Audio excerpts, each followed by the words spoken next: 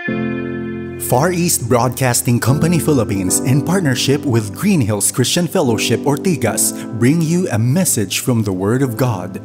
Together, let us know Christ and make Him known. Magandang hapon po sa inyong lahat. And welcome po sa ating Filipino service. Magandang hapon po sa inyong lahat. Panatilihin niyo pong nakabukas ang inyong Biblia sa Philippians chapter 2, verses 5 to 11. Tayo po ay manalangin. Panginoon, mangusap ka nga sa amin sa pamamagitan ng iyong dakilang salita, ng iyong banal na salita.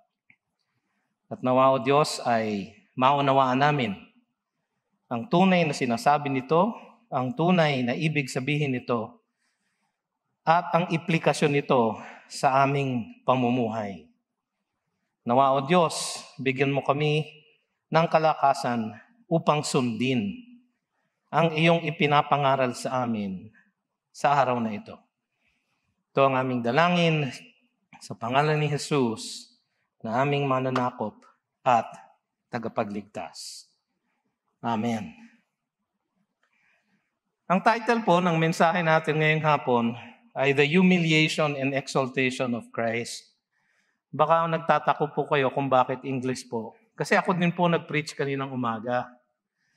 So, yung English na outline po, hindi ko na po naisalin sa Tagalog.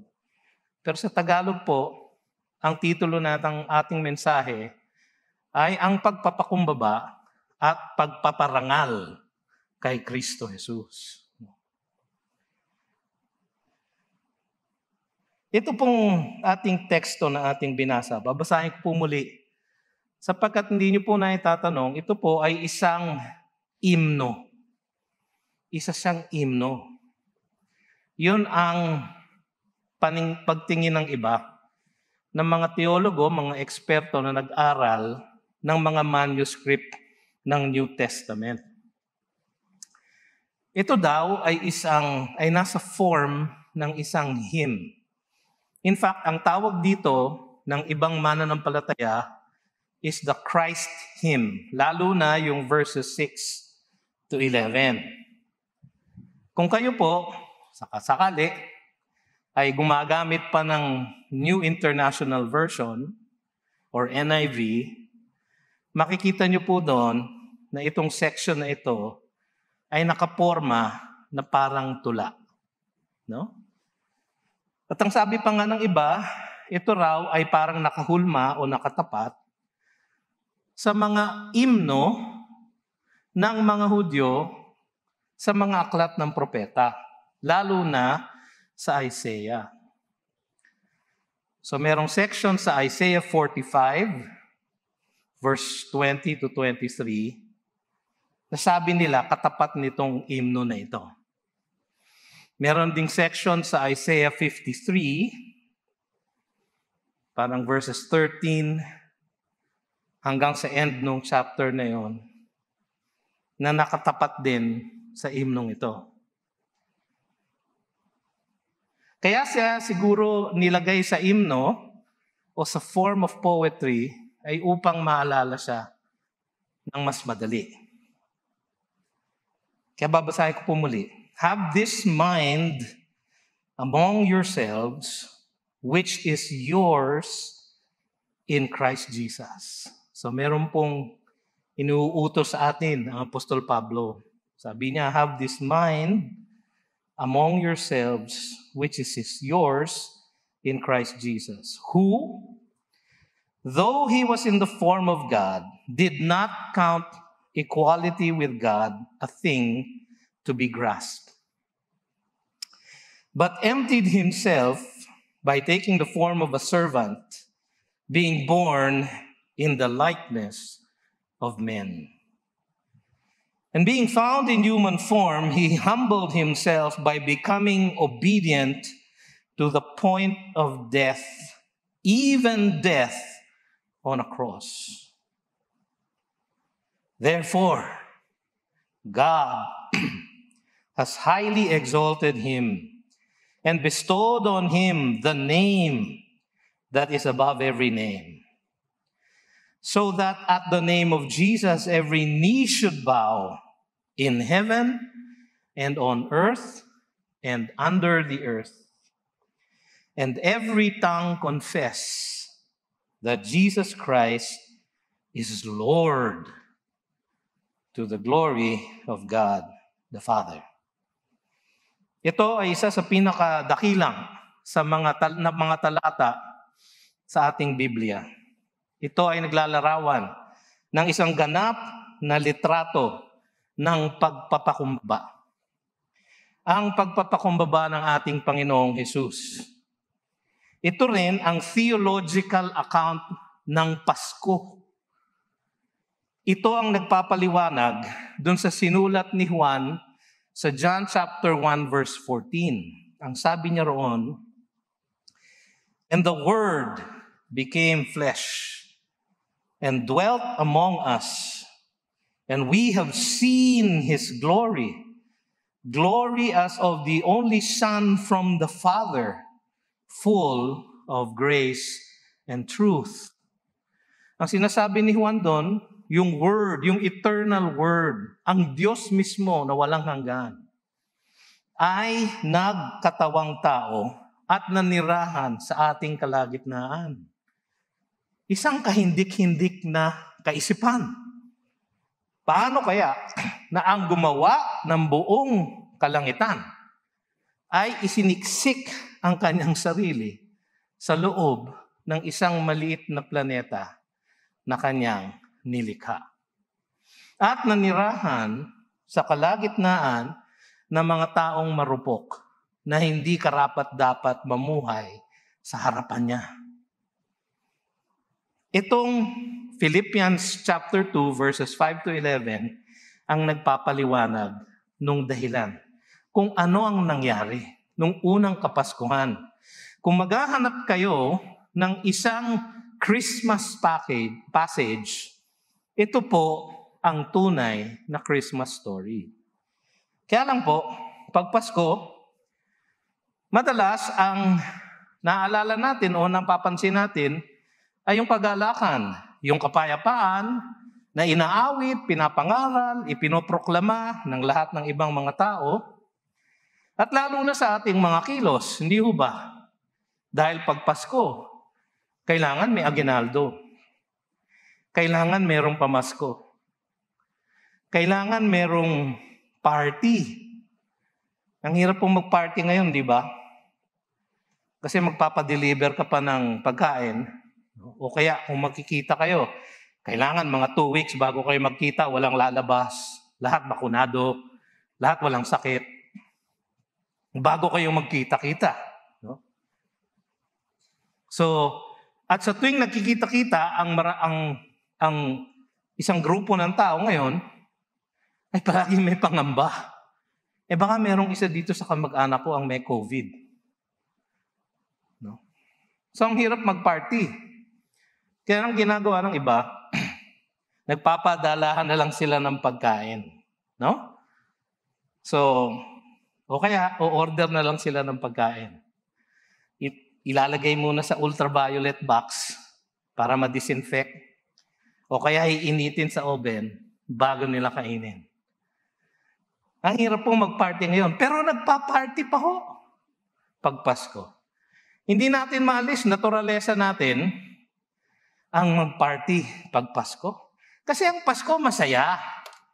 Dapat masaya. Dapat may kagalakan. Pero mga kapatid, ang dahilan ng Pasko, ang ating Panginoong Hesus, nung unang Kapaskuhan, meron po siyang ginawa na hindi ka nais-nais sa Kanya. Siya po ay bumaba, nagpakumbaba, upang pumasok sa ating kalagitnaan, sa ating kamunduhan. Upang Kanyang gawin ang isang misyon na pinagawa sa Kanya ng Ama, na iligtas ang mga makasalanang tao. So yung unang Christmas, hindi po Mary sa ating Panginoon. Hindi po masyadong maraming sermon ang sinisermon dito sa passage na ito.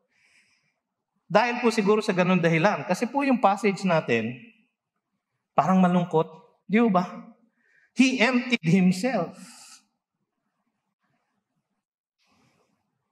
He humbled himself. He became obedient to the point of death, even death on a cross. Parang ayaw natin yun pag Pasko. Pag Pasko, kailangan Psalm 98, joy to the world, make a joyful noise. Pero mga kapatid, ito ang tunay na Christmas story. At nung binigay ito ni Apostol Pablo, ang konteksto po ng passage, ay importante na maunawaan natin. Sapagkat ang Kapaskuhan po, ang isang tema ng Kapaskuhan ay kapayapaan. Pero madalas, walang kapayapaan pag Pasko. Meron pa ring mga gera, meron pa ring nag-aaway, meron pa ring hindi nagkakaintindihan, meron pa ring hindi nag-uusap ng mga kamag-anakan. Kaya natin ipinagdidiwang ang Pasko dahil sa isang tema na ito ng kapayapaan. Kasi ang gusto natin sana, na tayo ay magkaisa, na merong unity. Ganon din ang gusto ni Apostol Pablo nung sinulat niya itong sulat na ito. Balikan niyo yung tingnan niyo yung Philippians chapter 2. No? Magumpisa kayo dun sa chapter 1 verse 27. Meron siyang sinabi doon. Sabi niya, only let your manner of life be worthy of the gospel of Christ, so that whether I come and see you or am absent po kasi si Paul dahil siya ay nasa kulungan nung sinulat itong Philippians. Alam na natin yung sitwasyon na yun dahil pinag-aaralan po natin ngayon, di ba, ang Ephesians. Nung sinulat niya ang Ephesians, sinulat din niya ang Philippians. Siya ay nasa kulungan. Kaya sabi niya, so whether I come and see you or am absent. Tignan niyo ang konteksto. I may hear of you that you are standing firm in one spirit, with one mind, striving side by side for the faith of the gospel. Yun po ang kanyang objective sa pagsulat niya nitong sulat na to. Marahil, nadinig niya o nai-report sa kanya na mga miyembro ng Philippian Church, merong iba na hindi nagkakaisa, na nagtatalo, na hindi side by side striving for the faith of the gospel. Siya'y nabahala at kanyang pinansin. Kaya sabi niya sa chapter 2, sa umpisa ng chapter 2, verse 1, so, pag nakakita tayo ng word na so, meron pong pinaghuhugutan yon. So, sa Tagalog, ang haba datapwat. No? If there is any encouragement in Christ, and any comfort from love, any participation in the Spirit, any affection and sympathy. Ang daming any, So, ang sinasabi niya, because, so, therefore, dahil meron tayong encouragement, love, participation in the Spirit, affection and sympathy. Dahil meron tayo niyan, tayo mananampalataya No? Meron siyang binigay na utos. Complete my joy by being of the same mind, having the same love, being in full accord, and of one mind. Naalala niyo yung verse 27 ng chapter 1? Gusto niya that you are standing firm in one spirit with one mind. Verse 2 ng chapter 2, inulit niya ulit. Dahil meron tayong isang kaugnayan sa pamamagitan ni Kristo, tayo ay may love, merong comfort from love, may participation in the Spirit, may affection, may sympathy. Sabi niya, we can be of the same mind, having the same love, being in full accord and of one mind. Ang objective niya talaga, mga kapatid, ay yung season na yun ng buhay ng mga taga-Pilipos ay magkaisa sila. Meron pa siyang tagubilin. Verse 3, do nothing from selfish ambition or conceit, but in humility, count others more significant than yourselves. Yung salitang count, pareho nung salitang mind. Sa makatwid, ang sinasabi niya, think of others more significantly than yourself. Yun ang definition ng humility. Sa ating Kapaskuhan ngayon, kung minsan, yun ang kailangan natin. Baka merong sitwasyon sa inyong pamilya, meron kayong hindi pinagkakaunawaan, o meron di kaya yung nagtatampuhan, hindi niyo inimbita sa party, at nagpapasalamat, ay salamat hindi siya bakunado. Hindi kami ngayon obligado na imbitahin siya. Kasi nakakainis siya. No? So merong alitan. Ang sabi ni Pablo, do nothing from selfish ambition or conceit. Tapos sa verse 4, pinaliwanag pa nga niya yun eh. Ano ibig sabihin nung count others more significant than yourselves? Inulit niya sa verse 4, iba lang ang pagkakasabi niya. Sabi niya, let each of you look not only to his own interests, but also to the interests of others. Okay, binaba niya ng konti. Sabi niya kasi sa verse 3, count others more significant than yourself. Mas mataas sila kaysa sa inyo. Kung hindi nyo kaya yan, ito, let each of you look not only to his own interests, but also to the interests of others. Isama nyo naman ang interest ng iba. Isipin nyo naman ang kapakanan ng iba. Isipin nyo naman ang feelings ng iba. Ang sagot, paano ba gagawin yun, Pablo? Kaya sabi niya sa verse 5, this is how you do it. Ganito ang pagpapakumbaba. No? Ito ang ehemplo na kailangan niyong sundin. Okay, verse 5. Tignan niyo verse 5. Baka niloloko ko kayo, no? Baka kung ano-ano na binabasa ko. Verse 5. Have this mind among yourselves, which is yours in Christ Jesus. Naalala nyo, sa verse 27, with one mind, sabi ni Paul. Sa verse 2, with one mind, sabi niya. Sa verse 3, count, think in your mind of others more than yourself. So nagmumula pala sa pag-iisip. Sa verse 5, have this mind. Yung sinasabi kong mind na yun, na nag-iisip ng kapakanan ng iba. Yung one mind na yun, kaya niyo yan. Bakit? Have this mind among yourselves, sabi niya, which is yours. Nasa inyo na pala. Which is yours in Christ Jesus. So kung kayo'y mananampalataya, o sinasabi ninyo na kayo'y mananampalataya, kaya ninyo na magkaroon ng isang mapagpakumbabang pag-iisip. At yun ang kanyang tagubilin. Kasi ganun ang ginawa ng Panginoon nung unang Kapaskuhan. Pagkatapos niyang sabihin yon, kinuwento niya kung ano ang binaybay ng Diyos nung unang Kapaskuhan upang siya ay makatupad sa kanyang misyon na iligtas ang makasalanang sanlibutan.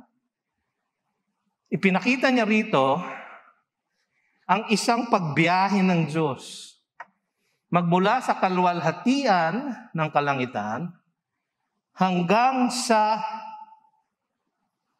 karumal-dumal na sitwasyon ng sanlibutan upang ang lahat sa atin ay magkaroon ng pagkakataon na maligtas. Tingnan natin isa-isa yung bawat step na ginawa niya. Saan siya nagumpisa? Number 1, He is truly God. Siya ay tunay na Diyos. Tingnan niyo yung verse 6. Who, though He was in the form of God, pansin niyo may comma, no? Who, comma, though He was in the form of God, comma, did not count equality with God a thing to be grasped. Pwede niyong baliktarin. Who did not count equality with God a thing to be grasped, though He was in the form of God. Bakit kaya inuna ni Pablo yung though He was in the form of God?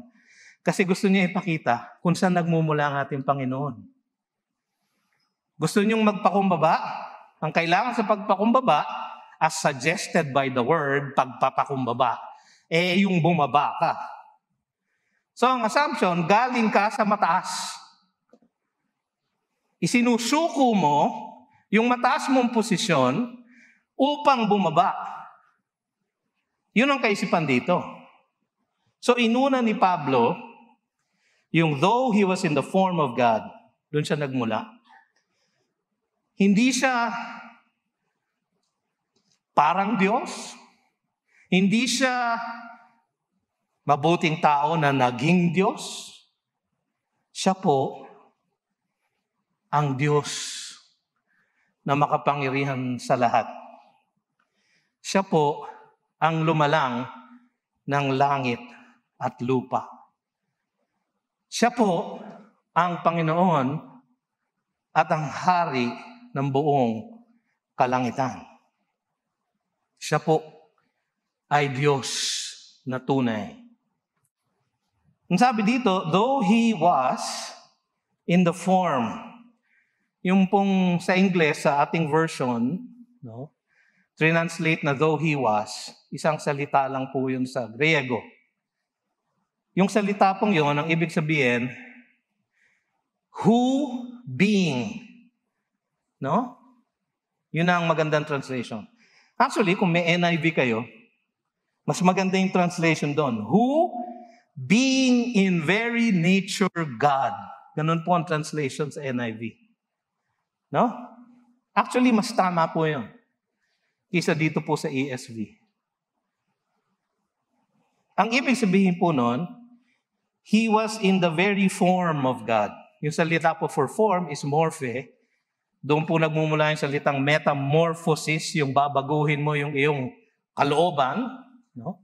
So ang ibig sabihin ng morphe ay ikaw ay Diyos mula sa loob hanggang sa panlabas. So ang sinasabi dito, He is God. Na ang pagiging Diyos ay hindi ay isang bagay na natural sa Kanya. Yun ang Kanyang essence. Merong ibang word sa Griego na ang translation din ay form or likeness na mamaya makikita natin sa verse 7. Pero dito sa verse 6, yung form na ginamit ay morphe. Yung pong likeness sa verse 7 ay schema. Magkaiba po, no? Although sa ibang English translation, parehong form ang translation ng word. Pero yung isa, morphe, is ang kanyang essential nature ay siya ay Diyos. Yung isa, schema, ang kanyang pansamantalang kalikasan ay tao. No? Ganun po ang difference nun. Pero merong isang interesting twist maya-maya. No? Pero siya po ay Diyos. Nakita naman natin yan sa John 1:1. In the beginning was the Word, and the Word was with God, and the Word was God. Sinabi din niya ni Pablo sa Colossians 1:15, He is the image of the invisible God, the firstborn of all creation. Verse 16, for by Him all things were created in heaven, on earth, visible and invisible, whether thrones or dominions or rulers or authorities. All things, sabi ni Pablo, were created through Him and for Him. Tapos nagpatuloy siya, and He is before all things. And in Him all things hold together. Tapos sabi sa verse 19 ni Pablo, Colossians 1, for in Him all the fullness of God was pleased to dwell. So, wala pong kaduda-duda. He is equal with God. Sila po ay pareho ng karakter, ng kalikasan, ng kalakasan, ng puso, ng kalooban, ng kaisipan. Pareho po silang Diyos. Siya po ay Diyos.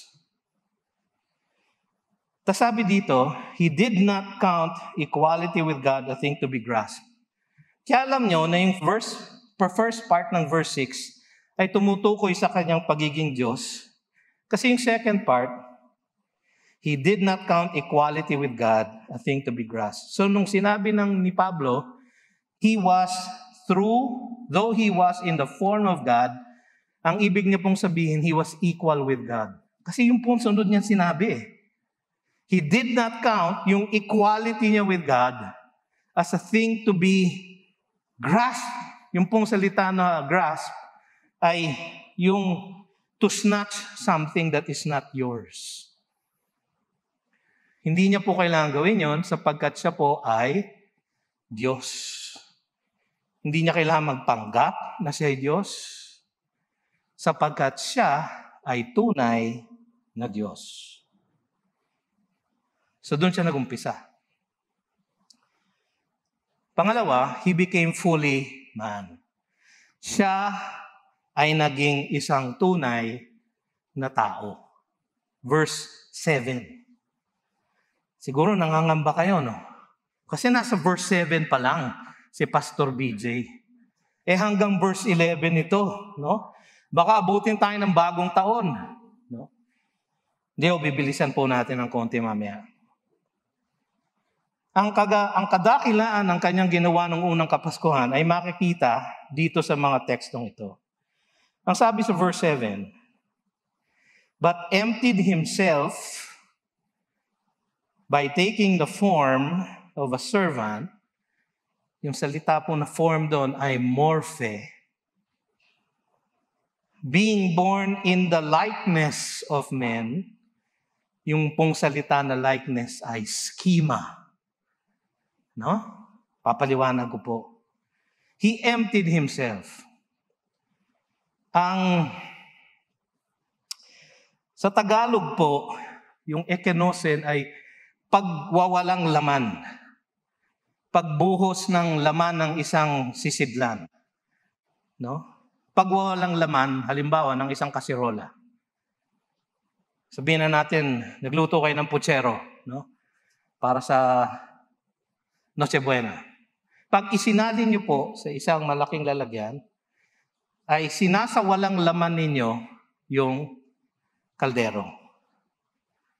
He emptied Himself. Ganun po ang picture sa utak niyo, no? Tapos sabi niya, so ang tanong ng iba, what did He empty Himself of? Siya ba'y hindi na Diyos?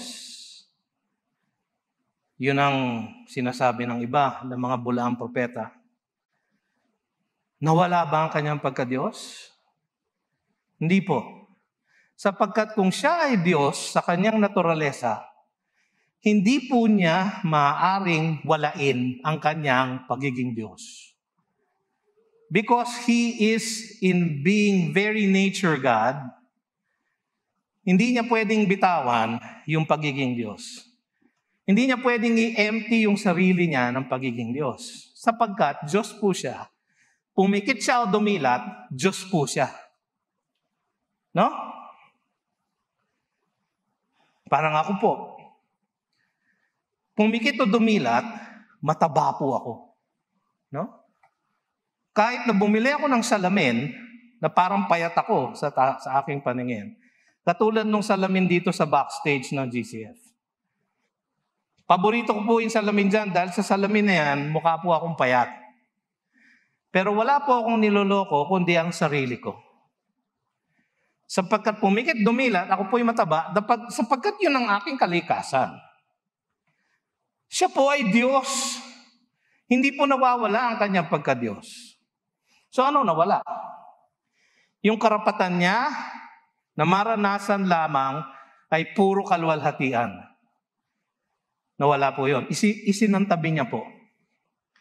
Yung karapatan niya na manirahan sa kalwalhatian lamang. Sinantabi niya po yun. Yung kanyang karapatan na gamitin ang kanyang kapangyarihan sa kahit na anong oras na ibig niya, sa kahit na anong kaparaanan na gustuhin niya, na walang limitasyon. Isinantabi niya po yun. Alam po natin yun. Sapagkat nung nananalangin siya sa Garden of Gethsemane, ang sabi niya, "My Father, if it be possible, let this cup pass from me." Matthew 26:39. "Nevertheless, not as I will, but as you will." Ang Diyos po, ang kanyang will, ay kanyang will. Walang nakakabali, walang nakakapabago, pero isinantabi niya po yun upang ang will ng Ama ang masunod at hindi yung kanya. Sa Hebrews 5:8, sabi nung may akda ng Hebreo, "Although He was a son, He learned obedience through what He suffered." Siya'y sumunod. Ang Diyos po hindi sumusunod. Ang Diyos sinusunod. Pero isinantabi niya yung kanyang karapatan na nasa kanya na mag-utos at nagpailalim siya sa kalooban ng Ama. Ginawa niya yon para sa atin. He was born in the likeness of men. Pumasok siya sa boundaries ng oras.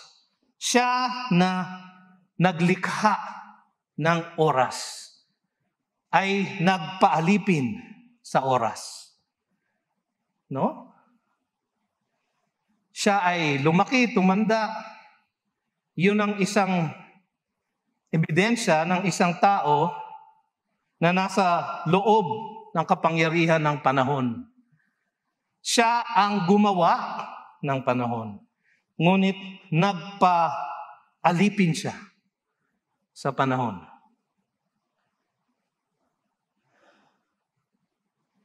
Hinayaan niya ang sarili niya na maranasan ang lahat ng ating nararanasan.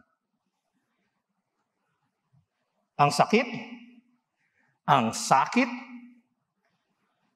ang kalungkutan, ang kaligayahan, kahit ang tukso, kanya hinarap. At, of course, kamatayan. Sabi sa Hebrews 4:15, "For we do not have a high priest who is unable to sympathize with our weaknesses, but one who in every respect has been tempted as we are, yet without sin. Yun po ang diferensya. Yun lang po ang katangian ng isang tao na hindi niya tinanggap. Yung pagiging makasalanan. Sapagkat siya nga ay natural sa kanyang kalikasan na Diyos, datapwat siya ay Diyos at hindi siya maaaring gumawa ng kasamaan. Naunawaan niyo ba? Nakikita niyo ba yung biyahe niya? Magmula sa kataas-taasan ng kalangitan, siya ay naging taong tunay. Pangatlo, hindi lang taong tunay, naging alipin na aba. He became a lowly slave. Verse 8, and being found in human form, he humbled himself by becoming obedient to the point of death, even death on the cross. Inuutusan tayo ni Pablo dito na have this mind in you. Maging magpakumbaba kayo. Yan ang utos niya. Para magkaroon ng pagkakaisa sa inyong pamilya, sa inyong church, sa inyong bayan. So ang utos niya sa atin, magpakumbaba kayo. Binigyan niya tayo ng ehemplo, si Jesus. Pinakita ni Jesus ito sa John 13, di ba? Sa umpisa ng upper room, ng Last Supper, anong ginawa niya? Bago mag-umpisa ang Last Supper, siya ay lumuhod. Inalis ang kanyang pananamit, yung outer garment niya, kumuha na isang palanggana, nagsalin ng tubig, kumuha na isang tuwalya, binalot sa katawan niya, tapos kanyang hinugasan ang paa ng kanyang mga alagad. Tapos sabi niya sa kanila, sundin niyo itong example na ito. So inuulit lang ni Pedro dito, sundin niyo ang example ng Panginoon. Pero sa pag-uutos niya na tayo ay magpakumbaba, meron na ba sa atin ang nagpakumbaba to the extent na tayo ay namatay? Obviously, wala pa, no? Dahil nandito pa kayong lahat eh. Buhay pa kayo eh. No? So wala pang namamatay sa inyo dahil sa inyong pagsunod sa kautusan ng Diyos. Ang ating Panginoon ay hindi nagatubili na ibigay ang kanyang sariling buhay sa kanyang pagsunod sa Ama. Hindi lang death, sabi niya, but death on a cross. Sabi sa John 14:31, nagpakumbaba si Jesus sa kautusan ng kanyang Ama. But I do as the Father has commanded me, so that the world may know that I love the Father. Sapagkat ang pagsunod, ang pagiging obedient, ay pagpapakita ng pagmamahal sa Diyos. Palagi tayo nagsasabi, kaya tayo umaawit sa Pasko, kaya tayo nagagalak sa Pasko, sapagkat mahal natin ang Diyos. Pues, sumunod kayo sa Diyos. Katulad ng pagsunod ng ating Panginoon. Ibinaba niya ang kanyang sarili, pinayagan niya na ang mga tao ay questionin siya, hamunin siya, i-accuse siya, duraan siya, hamakin siya, bugbugin siya, at sa huli, patayin siya. Siya na palaging nakakabit sa Diyos Ama, magmula pa sa walang hanggan, sa krus ng Kalbaryo ay humiyaw. My God, why have you forsaken me? Alam niyo kung bakit? Sabagat bit-bit niya ang lahat ng ating mga kasalanan. Ang kasalanan niyo, kasalanan ko. Bit-bit niya sa krus. Binit-bit niya doon para siya ang tumanggap ng kaparusahan na dapat sana'y atin. At sa panahon na iyon, siya ay naging kasalanan sa mata ng kanyang Ama na banal, datapwat siya ay tinalikuran ng kanyang Ama. Sabi sa 2 Corinthians 5:21, for our sake, He made Him to be sin, who knew no sin, so that in Him we might become the righteousness of God. Ganun po ang kanyang ginawa nung unang Kapaskuhan. Ang sinasabi ni Pablo, gayahin niyo siya. Ganyan din dapat ang inyong kaisipan. Pero sa huli, siya ay tunay na Diyos, naging tunay na tao, naging abang lingkod. Hindi lingkod, servant yun eh. Alipin. Sapagkat yung word na yun sa verse 7, taking the form of a servant, yung servant doon ay duloy. Tinanslate lang po sa English na servant kasi mahirap kong pakinggan yung slave. Pero siya po ay naging slave para sa atin. Slave nino, slave ng Ama.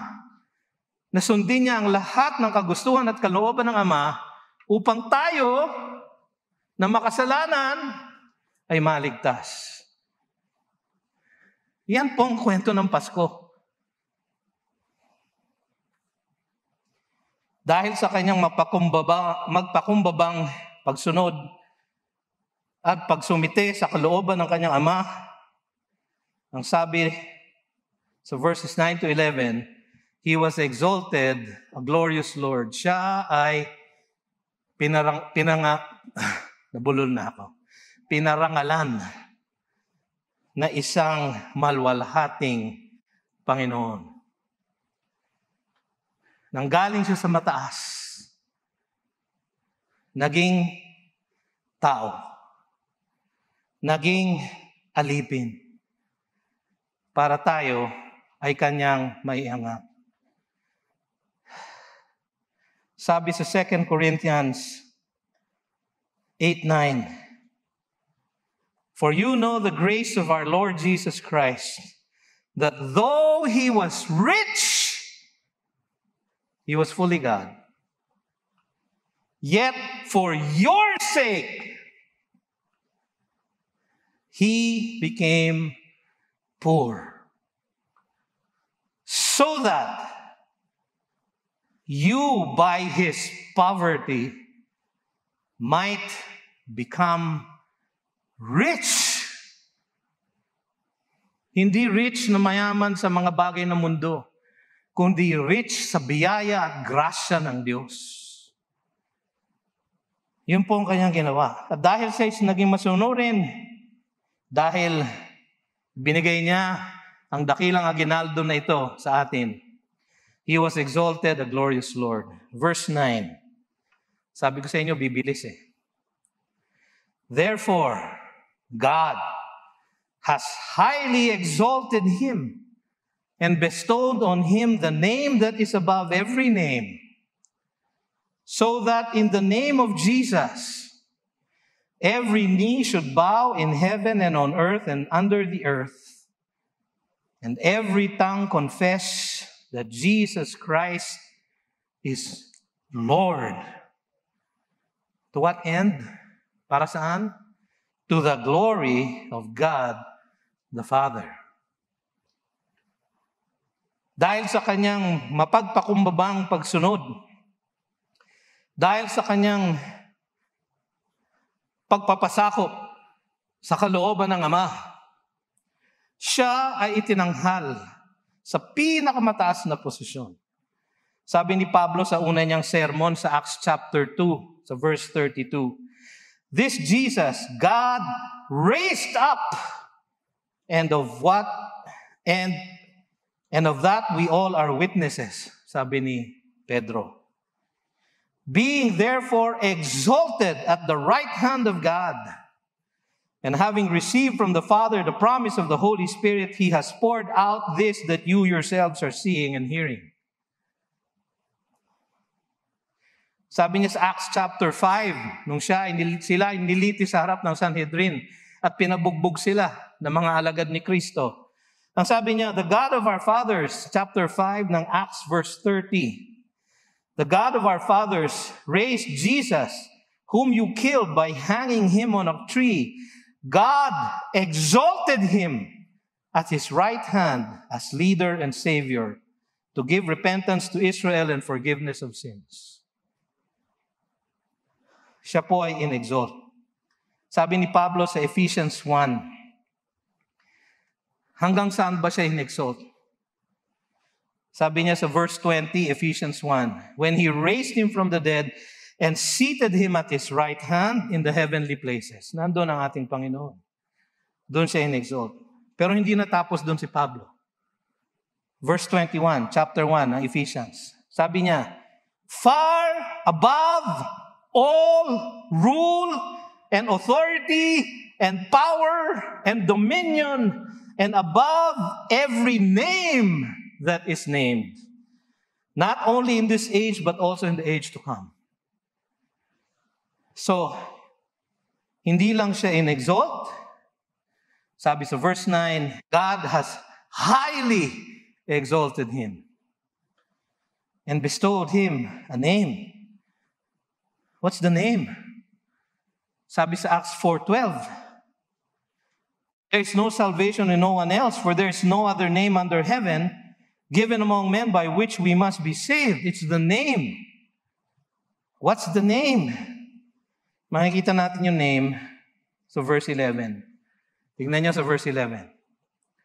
And every tongue confess, speak, proclaim, declare, accept, and every tongue confess that Jesus Christ, that's not the name, is Lord. That's the name. He is Lord. That's His name. He is Lord to the glory of God the Father. Binigyan sa Kanya ng Panginoon ang lahat ng kapamahalaan, lahat ng kapangyarihan. He is the King of kings and the Lord of lords. Sa Isaiah 45, verse 22 and 23, ganito ang ating mababasa. Turn to me and be saved, all the ends of the earth. Kasi yung Isaiah 45 po ay isang prophetic scripture tungkol sa Messiah. Ito yung servant of the Lord. Ito yung mga servant hymns ni Isaiah. For I am God and there is no other. So ang Diyos ang nagsasalita dito. By myself I have sworn, from my mouth has gone out in righteousness a word that shall not return. To me every knee shall bow, every tongue shall swear allegiance. Yung pong nasa Isaiah ay naging totoo nung unang Pasko. Kaya sa Revelations 19, pag sa kanyang pagbabalik, napakaganda po ng description dito ni John. Then I saw heaven opened, and behold, a white horse. The one sitting on it is called Faithful and True, and in righteousness he judges and makes war. His eyes are like a flame of fire, and on his head are many diadems. And he has a name written that no one knows but himself. He is clothed in a robe dipped in blood, and the name by which he is called is the Word of God. And the armies of heaven, arrayed in fine linen, white and pure, were following him on white horses. Alam niyo mga kapatid, tayo yun. Sa kanyang pagbabalik. Well, yun ang aking opinion. No? Sabi sa verse 15, from his mouth comes a sharp sword with which to strike down the nations. He will rule them with a rod of iron. Kinote niya yun sa Psalm 2. He will tread the winepress of the fury of the wrath of God the Almighty. On his robe and on his thigh, he has a name written, King of Kings and Lord of Lords. So nakita niyo ba yung math? Dito siya galing. Sa kataas-taasan, siya ay tunay na Diyos. Naging totoong tao. Naging abang lingkod sa ngalipin. Sumunod sa kalooban ng Diyos. At siya ay itinaas, pinarangalan, sa mas mataas pang kaluwalhatian dahil sa kanyang pagpapakumbaba. Kaya ang mensahe sa atin mga kapatid ay ito. Ito ang hamon. Sa Kapaskuhan na ito, Baka meron kayong kaibigan, kamag-anak, kabarangay, kasambahay, kapatid, pinsan, tiyuhin, na matagal nyo nang hindi kinakausap dahil wala kayong pagkakaisa. Sino ang dapat magpakumbaba ayon sa ating teksto? Dapat mauna siya. Kasi siya yung nagkasala sa akin eh.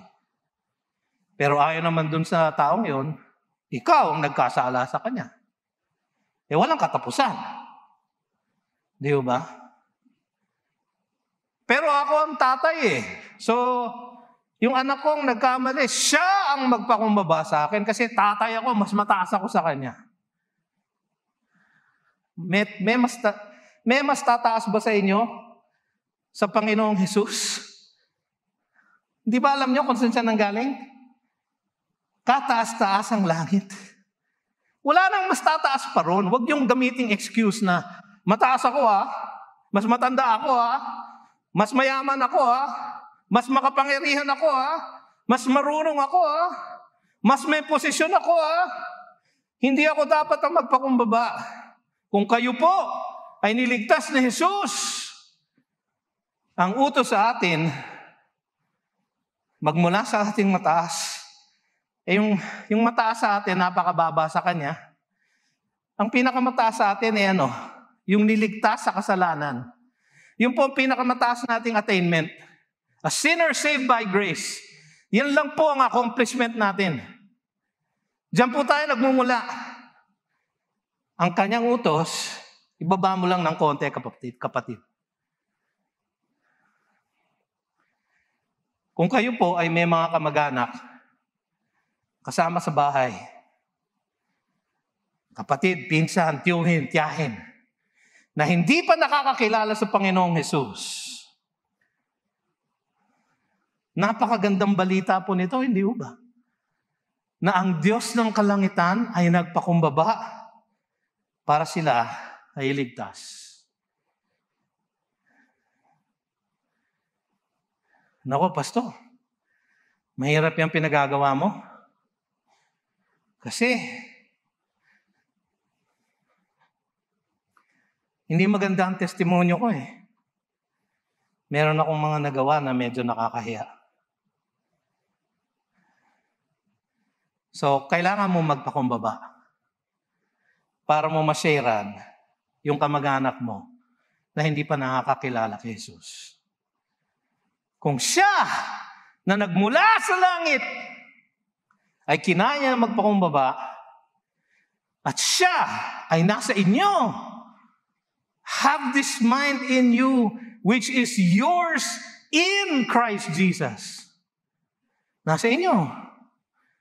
Kung kaya niya yon, kaya niyo rin. At ano ang objective? Ano ang objective? Verse 11, to the glory of God the Father. Gusto ba ninyong luwalhatiin ng Diyos ngayong Kapaskuhan na ito? Gusto niyo yun, kaya kayo nandito, nakikiawit kayo, di ba? Hark the herald angels sing, Gloria in excelsis Deo. Gusto natin na bigyan ng kaluwalhatian ng Diyos. Pues, ito po yun. Pwede niyo pong bigyan ng luwalhati sa Diyos kung kayo ay magpapakumbaba lang upang sa mata ng inyong mga kaibigan magkaroon ng kapatawaran, magkaroon ng pagkakaisa, o di kaya ay magkaroon kayo ng kapangyarihan at ng pagkakataon na ibahagi sa Kanya ang tunay na kwento ng Pasko. Na ang Diyos na banal, makapangyarihan sa lahat, luwalhati ang Kanyang tinitirhan, ay bumaba upang mamatay sa krus, upang mabuhay ng isang tamang buhay, upang ang lahat tayo ay maibalot niya sa Kanyang katuwiran. Para sa lahat ng mananampalataya sa Kanya, sila ay maliligtas. Mga kapatid, sayang ang Pasko kung hindi nyo gagamitin yung season of joy na ito. Pero huwag kayong mag-alala. Ang Pasko naman, hindi lang ngayon. But sino ba nagsabi na December 25 lang ang Pasko? Di ba? Sino ba nagsabi? Wala naman sa Biblia eh. So kung wala sa Biblia, ang assumption natin, araw-araw ay Pasko. Sapagkat sa araw-araw na ginawa ng Diyos, yung kanyang pagpapakumbaba ay ating maitatanghal sa lahat ng ating kaoikos upang sila ay makakilala sa Kanya. Tayo po ay manalangin.